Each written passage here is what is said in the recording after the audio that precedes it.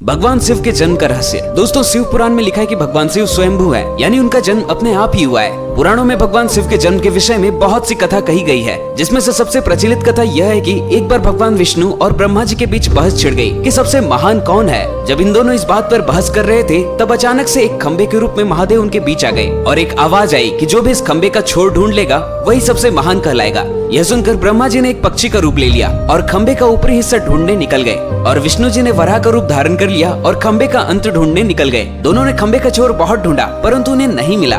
फिर दोनों ने हार मान ली। उसके बाद शिव जी अपने असली रूप में आ गए। फिर ब्रह्मा और विष्णु जी ने मान लिया कि शिव ही सबसे महान और शक्तिशाली हैं। यह खंबा उनके न जन्म लेने और न मरने का प्रतीक है। तो दोस्तों, भगवान शिव के लिए हमारे कमेंट सेक्शन में हर हर महादेव जरूर लिखें। दोस्तों, क्या आपको पता है कि श्री कृष्ण की मृत्यु के बाद क्या हुआ था? दोस्तों, श्री कृष्ण की मृत्यु के बाद अर्जुन ने श्री कृष्ण के शरीर का अंतिम संस्कार किया, लेकिन अग्नि के पास इतनी ऊर्जा नहीं थी कि वे श्री कृष्ण के शरीर को जला सके। इसलिए अर्जुन ने श्री कृष्ण के शरीर को द्वारिका सागर में अर्पित कर दिया। जब अर्जुन द्वारिका पहुँचे तो उन्होंने सभी महिलाओं को रोते हुए पाया। अगले दिन श्री कृष्ण के पिता वासुदेव की भी मृत्यु हो जाती है, जिससे अर्जुन को और भी ज्यादा दुख हुआ। इसके बाद अर्जुन यदुवंश के बचे हुए लोगों को अपने साथ हस्तिनापुर ले गए। द्वारिका छोड़ते ही श्री कृष्ण की मुरली को छोड़कर पूरी द्वारिका समुद्र में डूब गई। ऋषि वेदव्यास ने अर्जुन को सलाह दी कि अर्जुन सहित पांचों पांडवों का मानव रूप से संन्यास लेने का समय आ गया है। फिर पांडवों ने परीक्षित को हस्तिनापुर का राजा बनाया और पांचों पांडव अपनी पत्नी द्रौपदी के साथ स्वर्गीय निवास की तलाश में हिमालय की ओर चले गए। दोस्तों, चाहे कुछ भी हो, पर भगवान हमेशा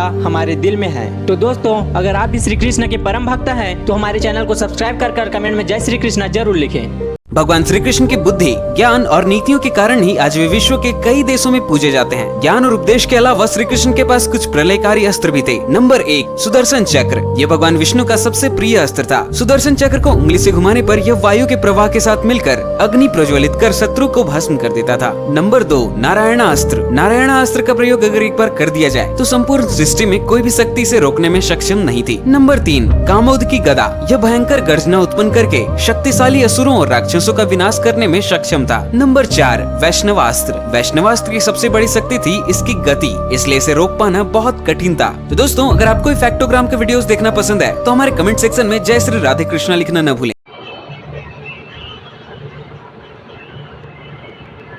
लाइक करें, सब्सक्राइब करें, शेयर करें, हाइक करें,